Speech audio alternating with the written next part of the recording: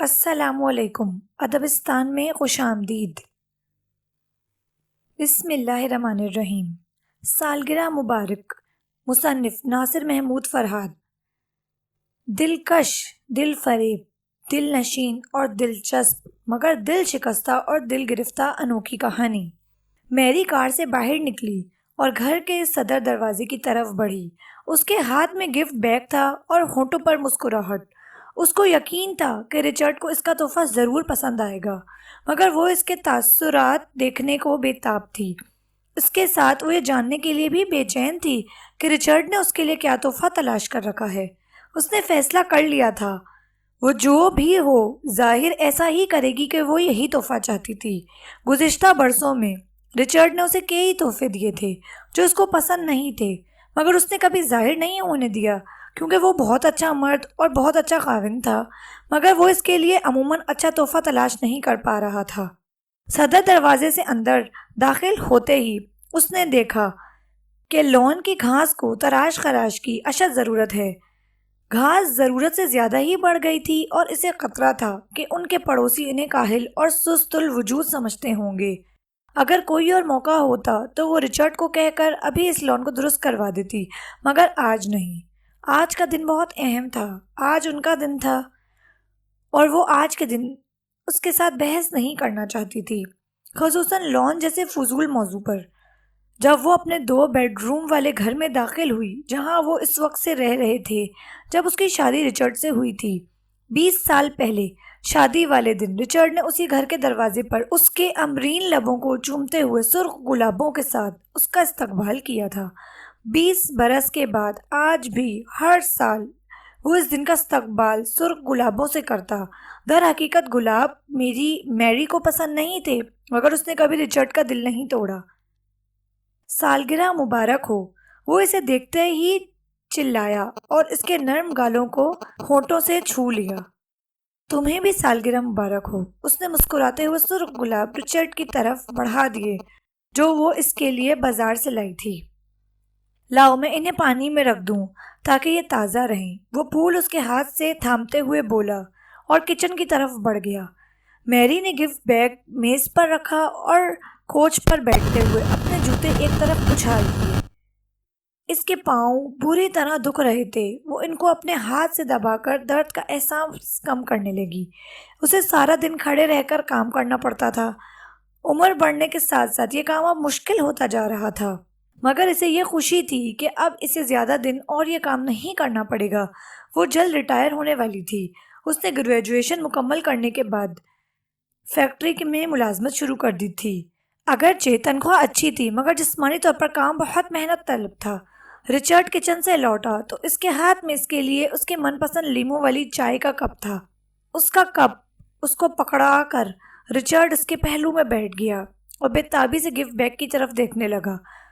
میری کو اس وقت وہ ایک جوان مرد سے زیادہ چھوٹا سا بچہ محسوس ہوا۔ کیا تم اپنا تحفہ ابھی کھولنا چاہتے ہو؟ اس نے شرارت بھرے لہجے میں رچرڈ سے پوچھا، حالانکہ وہ جانتی تھی کہ اس کا جواب کیا ہوگا۔ سوچ رہا ہوں، اس نے اپنی بے تابی چھپانے کی ناکام کوشش کی۔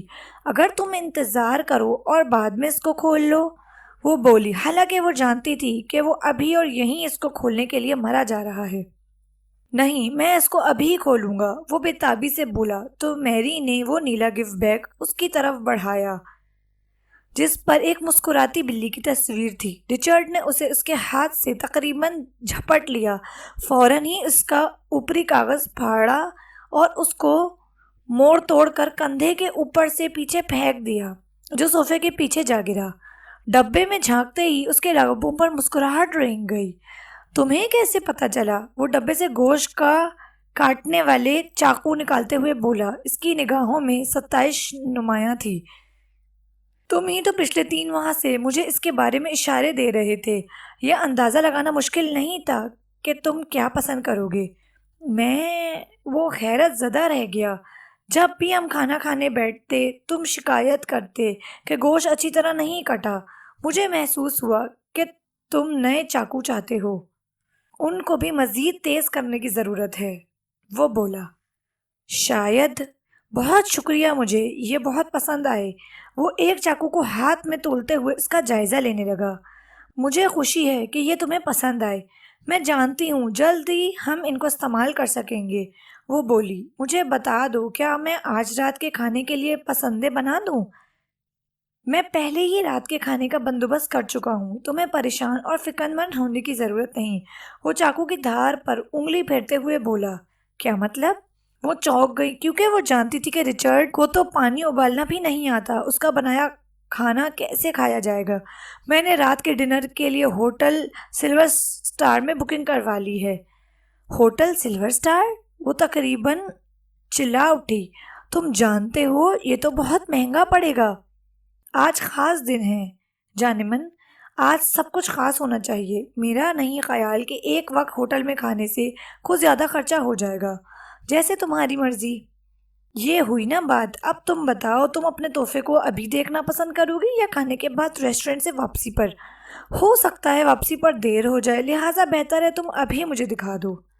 ٹھیک ہے، آؤ میرے ساتھ، تمہارا تحفہ نیچے تہہ خانے میں ہے، تم یقیناً اسے پسند کرو گی۔ وہ اس کا ہاتھ تھام کر اسے صوفے سے اٹھاتے ہوئے بولا۔ رچرڈ اس کا ہاتھ تھام کر تہہ خانے کی طرف بڑھا۔ وہ دوسرے فالتو بیڈ روم کے اندر سے گزرے جو کہ اب میری کی سلائی کڑھائی کے لیے استعمال ہوتا تھا۔ یہ کمرہ در حقیقت انہوں نے اپنے ہونے والے بچے کے لیے مخصوص کیا تھا، مگر اس دنیا میں آنے سے پہلے ہی جب وہ بچہ چل بسا تو رچرڈ نے اس کمرے میں اس کے لیے ایک پرانی سلائی مشین رکھ دی تاکہ وہ اپنا دھیان بانٹ سکے اور غم ہلکا کرے۔ اگلے برس اس معاملے میں ان کی کوشش کا نتیجہ پھر پہلے والا ہی تھا۔ اس نتیجے نے میری اور رچرڈ کا دل توڑ دیا۔ یہ وہ وقت تھا جب میری نے فیصلہ کیا کہ اب وہ بچے کے بغیر ہی زندگی گزارے گی۔ رچرڈ نے بھی اس کا فیصلہ مان لیا، اگرچہ میری جانتی تھی کہ رچرڈ یہ سب ان کی محبت میں کر رہا ہے۔ وہ جانتی تھی کہ یہ سب اس کا اپنا قصور ہے، مگر رچرڈ نے کبھی اس کو الزام اور طعنہ نہ دیا۔ جب کبھی اس موضوع پر بات ہوتی تو وہ یہ کہہ کر بات ختم کر دیتا کہ ان کا والدین بننا شاید قدرت کو منظور نہیں، ان کی قسمت میں ہی نہیں۔ انہوں نے ایک آدھی دفعہ کسی بچے کو گود لینے کا بھی سوچا، مگر پھر لمبی قانونی کارروائی سے ڈر گئے۔ رچرڈ کا خیال تھا کہ کسی کی اولاد کو اپنا کہنا مشکل کام ہے۔ ہر گزرتے سال کے ساتھ وہ اپنے پالتو جانوروں کے ساتھ ہی کو غنیمت جاننے لگے۔ دونوں تہہ خانے کی سیڑھیاں اترنے لگے تو رچرڈ نے اس کی آنکھوں پر ہاتھ رکھ دیا۔ وہ اس کے عقب میں آیا اور نرمی سے دونوں ہاتھ اس کے دونوں آنکھوں پر رکھ کر آنکھیں بند کر دیں اور اس کو سہارا دے کر تہہ خانے کے ایک کونے میں لے جانے لگا۔ جب اس نے اس کی آنکھوں سے ہاتھ ہٹائے اور میری نے اپنی آنکھیں کھولیں تو وہ سالگرہ کے تحفے کو سامنے دیکھ کر تقریباً اچھل سی پڑی۔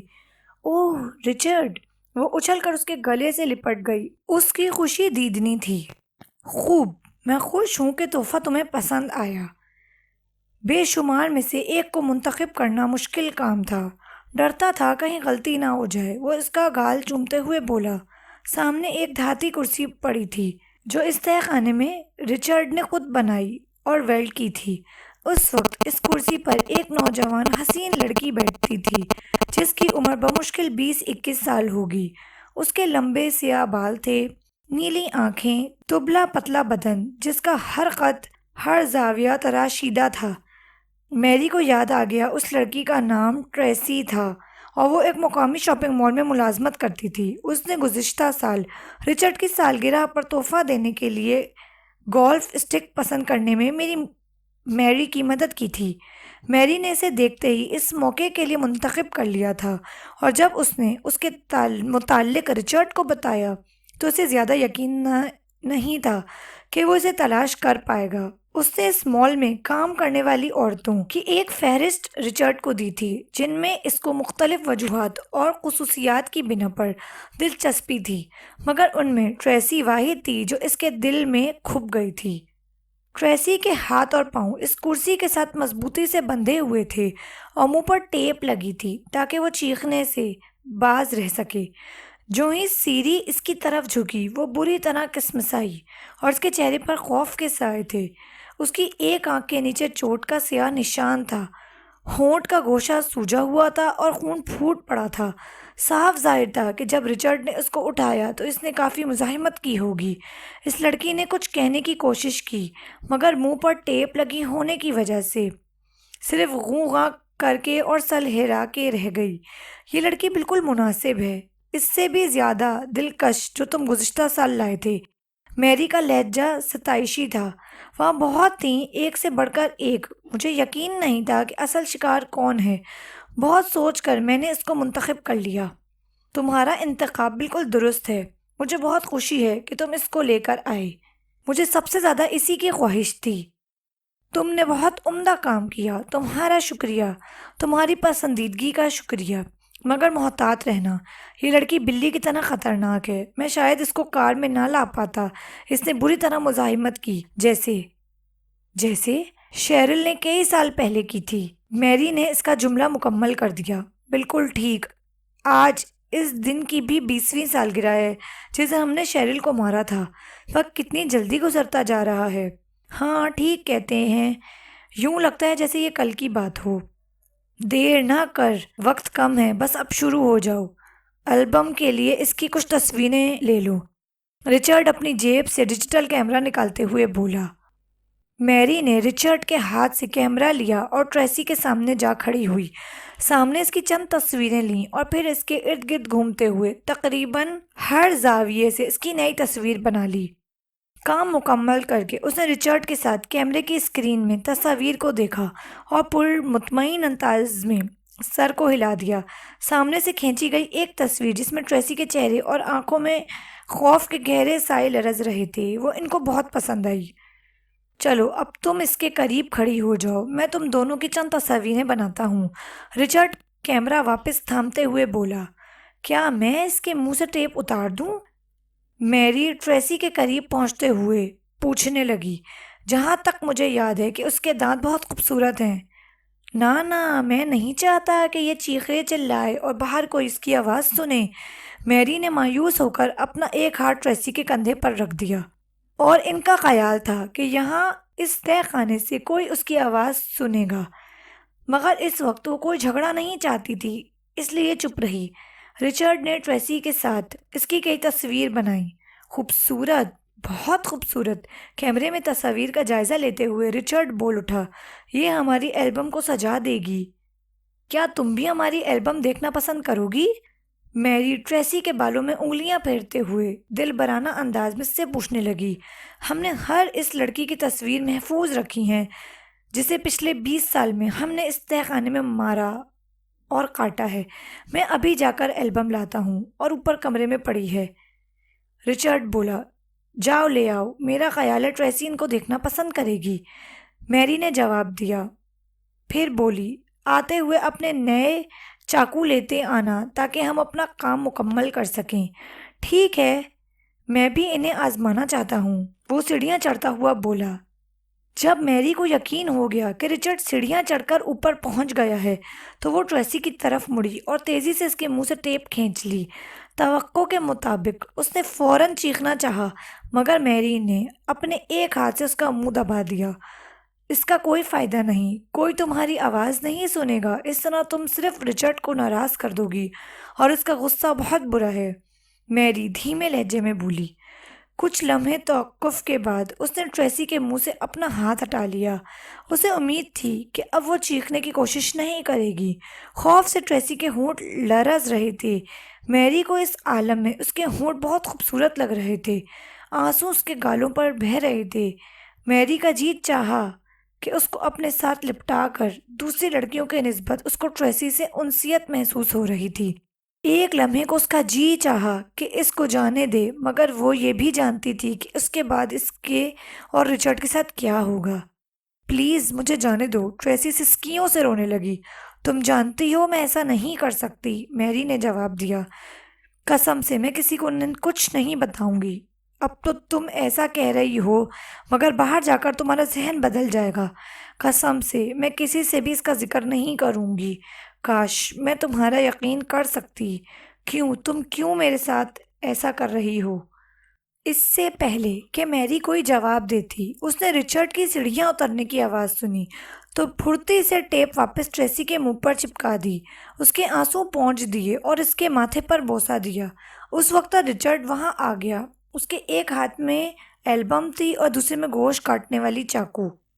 یہ لو، اس نے البم میری کی طرف بڑھا دی۔ میری ٹریسی کی کرسی کے قریب فرش پر بیٹھ گئی اور اس کو البم میں لگی تصویر دکھانے لگی۔ آدھی البم کو میری نے پہلا حصے کا نام دیا تھا۔ اس حصے میں ان لڑکیوں اور عورتوں کی تصاویر تھیں جو اسی کرسی پر بندھی بیٹھی تھیں جہاں اس وقت ٹریسی تھی۔ ٹریسی نے دیکھا ہر تصویر میں میری بھی موجود تھی۔ وہ ہر تصویر میں خوفزدہ عورت کے پہلو میں اپنے مسکراتے چہرے سمیت موجود تھی، جیسے اس نے ابھی ٹریسی کے ساتھ اپنی تصویر بنوائی تھی۔ عورتوں کے لباس اور ان کا سٹائل، تصویر کی کوالٹی سے علم ہو رہا تھا کہ ان کا یہ مشغلہ کافی برسوں سے جاری تھا، اور ٹریسی حیران تھی کہ وہ ابھی تک پکڑے کیوں نہیں گئے۔ پھر میری نے البم کا دوسرا حصہ کھولا جس کا نام میری نے بعد میں رکھا تھا۔ اس حصے کی تصویروں نے ٹریسی کو مزید خوفزدہ کر دیا۔ یہ انہی عورتوں کی تصویر تھی جو البم کے پہلے حصے والی تصویر میں موجود تھیں، مگر اس حصے میں ان کی بے رحمانہ انداز میں قتل ہونے اور ٹکڑوں میں کاٹے جانے کے بعد ان کی ان تصاویر نے ٹریسی کو دہشت زدہ کر دیا۔ اس کا دماغ گھومنے لگا۔ یہ دیکھو، یہ شاید 86 یا 85 کی تصویر ہے۔ میری نے ایک تصویر پر ہاتھ رکھ دیا۔ میری اپنی یادیں تازہ کرتی جا رہی تھی، ہر ایک تصویر کی تفصیل بتا رہی تھی اور ٹریسی کی روح فنا ہوتی جا رہی تھی۔ رچرڈ نے شاید تمہیں ہماری روایت کے بارے میں نہیں بتایا، وہ ٹریسی کے کندھے پر مسلتے ہوئے بولی۔ آج کے دن ہر برس وہ میرے لیے ایک خاص تحفہ لاتا ہے، تمہارے جیسا، اور میں اسے کوئی نہ کوئی ہتھیار تحفے میں دیتی ہوں، اس چاقو جیسا، اور میں وہ تحفہ میری کی تحفے پر استعمال کرتا ہوں۔ رچرڈ چاقو کو اپنے ہاتھ میں تولتے ہوئے بولا، اگر ایسی ہم آہنگی دنیا میں ہر میاں بیوی میں ہو جائے تو بہت کم علیحدگی اور طلاق کی نوبت آئے۔ آج ہمارے پہلے قتل کی 20ویں سالگرہ ہے، میری نے اسے بتایا۔ ہم نے اپنی پہلی شکار شیرل پر بھی چاقو آزمایا تھا، اور آج بھی اس کی یاد میں ایک بار پھر چاقو۔ وہ بہت پیاری لڑکی تھی، مگر تم اس سے کہیں زیادہ دلکش ہو، مگر زیادہ دیر نہیں۔ یہ چاقو تو بہت عمدہ ہے۔ رچرڈ کا لہجہ عجیب ہو گیا۔ لگتا ہے تمہیں اپنا تحفہ بہت پسند آیا ہے۔ میری کا لہجہ بھی عجیب ہو گیا۔ بہت زیادہ۔ اور تمہیں؟ میں بھی بہت خوش ہوں۔ رچرڈ نے ٹریسی کے قریب پہنچ کر اپنا ہاتھ فضا میں بلند کیا۔ میری نے بھی ایک چاقو تھاما اور اپنے سر سے بلند کیا۔ سالگرہ مبارک ہو میری۔ تمہیں بھی مبارک ہو رچرڈ۔ دونوں چاقو ایک ساتھ نیچے آئے۔ یوں محسوس ہوا کہ وہ ایک دوسرے کے جسم میں دے ماریں گے، مگر پھر وہ دونوں چاقو ایک ساتھ ٹریسی کے دل میں اتر گئے۔ منہ پر لگی ٹیپ کی وجہ سے اس کی چیخ گھٹ کر رہ گئی۔ سالگرہ مبارک ہو۔